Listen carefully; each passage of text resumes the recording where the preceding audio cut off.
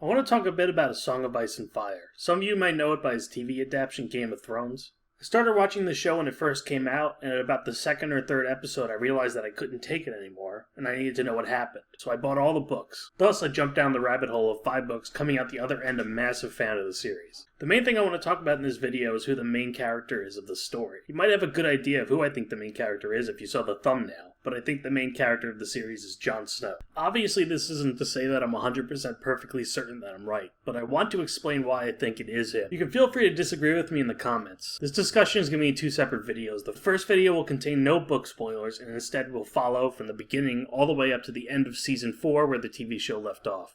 And then the second video will go into book spoilers. So the first problem with determining who the main character is that, as you probably know, there are a ton of characters, like hundreds of characters. But most stories do have a main protagonist who carries the story along. I'm going to rely on 2 things when discussing this. The first is something called the monomyth, or the hero's journey, and the second is the 3-act structure of writing. The monomyth, or hero's journey, was conceptualized by Joseph Campbell, a literary scholar who studied myths. And myths are really, really old stories. And some are so old that they predate writing and were passed down generations by oral tradition, meaning that the stories were told around the campfire, so to speak, and later generations would tell the stories to the next generation and so forth. What we do know is some of these stories were so old that they must have been created before these civilizations were even aware of each other. But in these stories that must have been adapted independently of each other, Campbell saw that there were certain similarities across all of them. Because of this, he was a strong believer in something called the psychic utility of mankind, that the mental acts of all people everywhere on the planet are products of physiological mechanism characteristics of the human species. Or, every human mind inherits a complement of species-specific elementary ideas, and hence the minds of all people, regardless of their race or culture, operate in the same way. So by looking at myths from around the world, and all fictional stories that have been told since, Campbell came up with something he called the monomyth, or the hero's journey. And it's essentially a formula that all stories supposedly follow. And when you look at it, you can apply it to most stories, and it'll fit in most of the steps. The thing about the hero's journey, just like the name implies, is that it follows the main character's path through the story and incorporates other characters that he or she interacts with. Now, there are criticisms to the monomyth, and I personally have some issues with it, but I think that most of the steps can apply to most main characters in fiction. George Lucas has said that when writing the story of the original Star Wars trilogy, he took inspiration from Campbell's monomyth. At the time when he said it in the 80s, that probably carried a lot of weight, maybe not so much now. Again, it's like poetry, so if they rhyme. Every stanza kind of rhymes with the last one.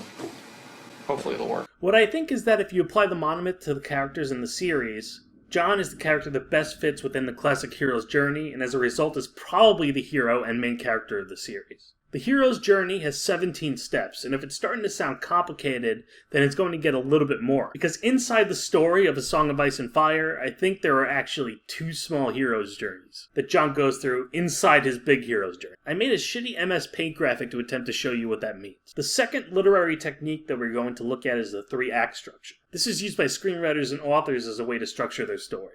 In the 3-act structure, the first act is exposition, or explaining the world and what's going on. The second is the rising action, and the third is the resolution. The most important part of the 3-act system, for our purposes, is the second act. The reason being that, at least from my point of view, the books have reached the end of the second act of Jon's major arc over the whole series. Now, the end of the second act is either the lowest point for the protagonist or their highest point, and this depends on whether or not the story is a tragedy.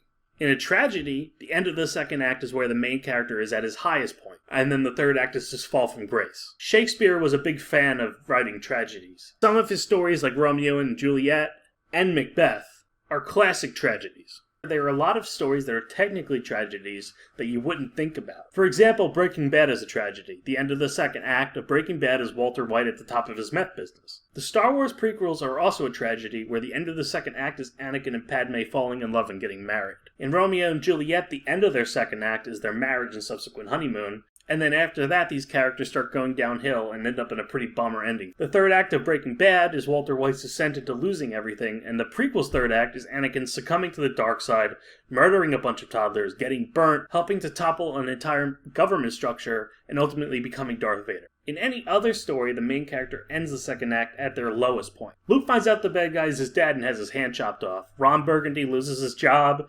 Jesus dies, spoilers. Frieza kills Krillin in front of Goku. Then the third act is the rise from that low point. Luke confronts his father and defeats the Sith. Ron Burgundy gets his job back. Jesus comes back from the dead, spoilers. Goku goes Super Saiyan and kills Frieza. So with all that out of the way, let's start looking at the steps of Jon Snow's journey. Step 1, the call to adventure. The hero begins a mundane situation of normality from which information is received that acts as a call to head off into the unknown. I think this one is pretty obvious, but it's the beginning of the story in Winterfell. Even if Jon isn't the main character of the story, this would be all of the characters' first step, because the story begins with more or less all of the characters in one place. Jon is living a pretty mundane life with his brothers and sisters. The interesting thing is that a lot of times a hero will be in a less than mundane situation. They might be extremely poor, like Aladdin, or just a farm boy on Tatooine. Jon is actually in less than a mundane situation because he is a bastard.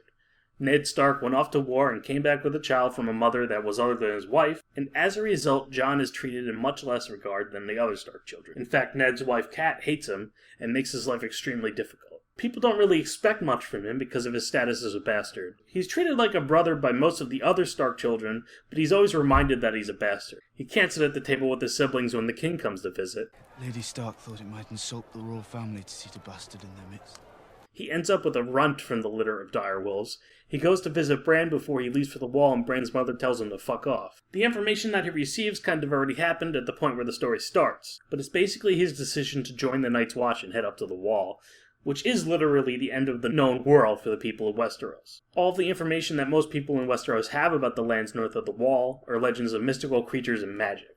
So Jon heads off to the wall into the unknown, his call to adventure. Step 2, refusal of the call. Often when the call is given, the future hero first refuses to heed it. This may be from a sense of duty, obligation, fear, insecurity, a sense of inadequacy, or any other range of reasons that work to hold the person in his or her current circumstances. Jon's refusal could be seen as a couple of instances. When he first gets to the wall, he realizes that the Night's Watch aren't these noble people like he thought, but instead are a bunch of scoundrels and criminals, giving him second thoughts on his decision to join. He also has a refusal of the call when he finds out that his father was executed and his brother is raising an army. He runs away, but is stopped by his friends who convince him to go back. There are other refusals that would be book spoilers, and there's another refusal that would be speculation. So I'll talk about that later in the second video. Step 3, the supernatural aid. Once the hero is committed to the quest, consciously or unconsciously, his guide and magical helper appears and becomes known. More often than not, this supernatural mentor will present the hero with one or more talismans or artifacts that will aid him later in his quest. Now this is the big step that when I read, had me convinced that Jon is the hero. The best example of this step in other fiction is Merlin in the story of King Arthur. Merlin appears to guide Arthur on his quest and around that same time receives Excalibur. Oftentimes the talisman is actually some special magic sword. Excalibur, the Master Sword, Luke's first lightsaber.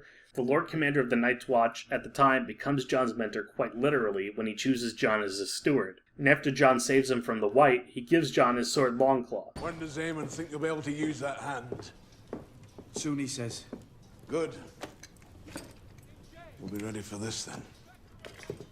I thought a wolf was more appropriate for you than a bear. So I had a new pommel made, called Longclaw. Works as well for a wolf as a bear, I think.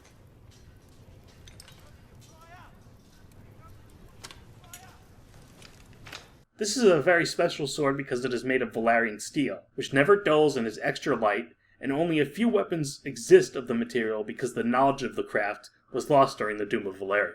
And I mean, if you think about it, there really isn't any reason why Mormont would give some kid his magic sword realistically. I mean, sure, he saved his life, but it's made of a priceless material. It seems a bit odd that he would give that up to his steward, but Jon is special and the hero of the story, and his mentor gives him the magical talisman to aid him on his journey. Again, going into speculation, I think he's going to have another literal supernatural aid in the future. Step 4, crossing the threshold. This is the point where the person actually crosses into the field of adventure, leaving the known limits of his or her world and venturing into an unknown and dangerous realm where rules and limits are not known. There is a quite literal crossing of the threshold that happens at the end of the first book and season. Jon goes through the tunnels of the wall and crosses the threshold into the completely unknown world north of the wall. Step 5, Belly of the Whale. The Belly of the Whale represents the final separation from the hero's known world itself. By entering this stage, the person shows willingness to undergo a metamorphosis. Jon decides to go with the wildlings and live amongst them in order to get intel. This is the moment where he leaves everything he knows behind. He at least pretends to leave the Night's Watch and joins the Wildlings. Not only is he separating from his known world because he is no longer with his brothers of the Watch, but he's separating from himself by breaking his vows to the Watch. Even if he still intends to get information and bring it back to Castle Black, he still is effectively completely succumbing to the unknown. Step 6. Roads and Trials. The Road of Trials is a series of tests, tasks, or ordeals that a person must undergo to begin the transformation. Often the person fails one or more of these tests, which often occur in threes. John goes through a lot of trials once he inserts himself into the wild. The first trial that he undergoes happens simultaneously with the previous step. He needs to prove to the wildlings that he is trustworthy by killing one of his brothers in the Night's Watch, Corin Halfhand. That's it! That's what you can do, you little shit!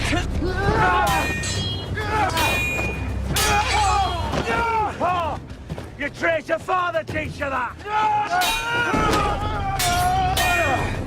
Or was it your whore mother?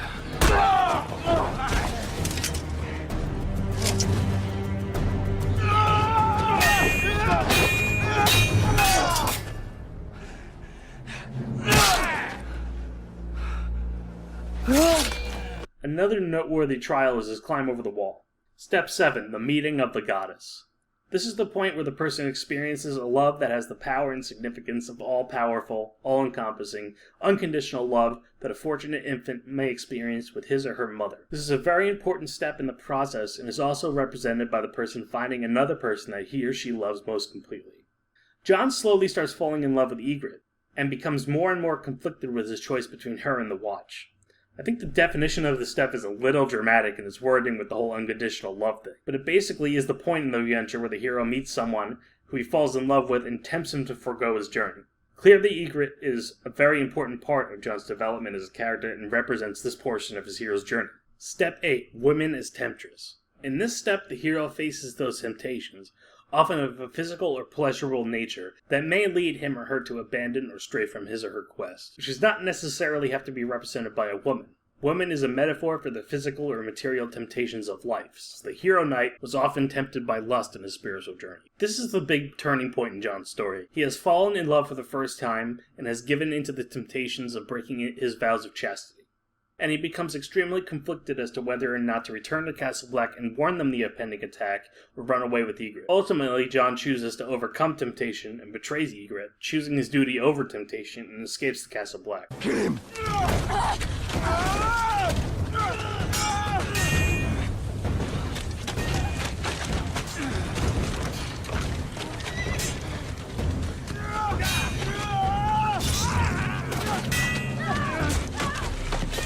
He's one of them! Do you hear me?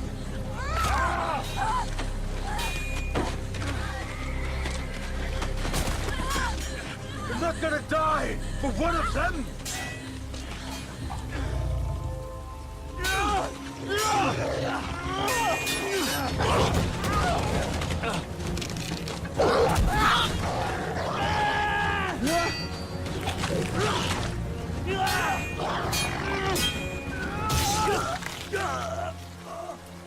You were right the whole time.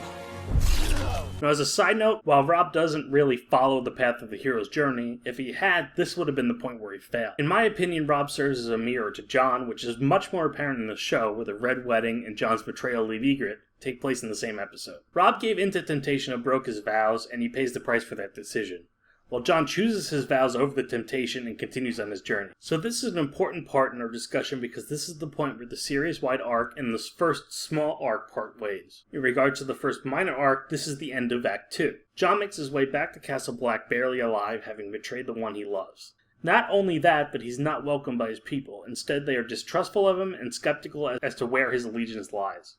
Step 9. Atonement with the Father. In this step, the person must confront and be initiated by whatever holds the ultimate power in his or her life. In many myths and stories, this is the father, or a father figure, who has life and death power. This is the center point of the journey. All the previous steps have been moving into this place, and all that will follow will move out from it. Although this step is most frequently symbolized by an encounter with a male entity, it doesn't have to be a male, just someone or something with incredible power. Now, this is personally where I start having problems with the monomyth, and here's why. When we look at the next step, you'll realize that this is where the climax is supposed to occur, and as such the hero steps up to the ultimate challenge. But the climax and the atonement with the Father are not always happening simultaneously. It does apply in some cases like Star Wars, where Luke's confrontation with his father is also the climax of the film. However, in some cases like John, the climax and the atonement are two separate events. This step clumps multiple events into one. Like mentioned in the previous step, John returns to his people who are skeptical. However, Master Aemon steps up and vouches for John, and the people they'll watch believe him. This skepticism can be seen as partially an atonement with the Father because John's superiors in the Night's Watch are the people who have life and death power over him. However, this really doesn't completely manifest itself until after the Battle of the Wall, which is the climax of John's first small arc. Because during the battle, John steps up and commands the Watch and leads them to victory, and it's only after that the event that is more similar to this definition occurs. John's confrontation with Mance after the Battle at the Wall could also be seen as an atonement with the Father, because he has to face a person that he's betrayed and someone that he somewhat respects. Step 10. However you pronounce that word. When someone dies a physical death or dies to the self, to live in spirit, he or she moves beyond the pair of opposites to the state of divine knowledge, love, compassion, and bliss. A more mundane way of looking at this step is that it is a period of rest, peace, and fulfillment before the hero begins the return. Just looking at the last sentence of this explanation, I think it's safe to say that John's, however you pronounce that word, is just the calm after the battle, which for only show watchers we see a bit at the very end. And this leaves us where Season 4 left off. Any steps after this would be book spoilers, and I will not discuss them in this part of the video. But for all intents and purposes, I think this is the end of John's small arc. There are more steps to the monomyth, but I majorly disagree with many of them. I'll discuss why in the next video. Then we will look at what I consider to be the beginning of John's second story arc, and I'll discuss all the way up to the end of Dance of Dragons with some minor speculation in the future. I just want to take the opportunity to shamelessly plug this channel. I do mostly much less intelligent gaming videos at the moment, but I have ideas for more Game of Thrones videos discussing prophecies and other literary elements present in the series, and also some ideas of other types of books or series, TV shows, movies I can talk about as well. So if you're interested in gaming, you should check out my other videos and consider subscribing. If you aren't interested in gaming, but would like to see more videos like this, you should subscribe too. And either way, keep an eye out for part 2 of this discussion if you aren't concerned about book spoilers. There we'll talk more about how Jon Snow is literally Jesus.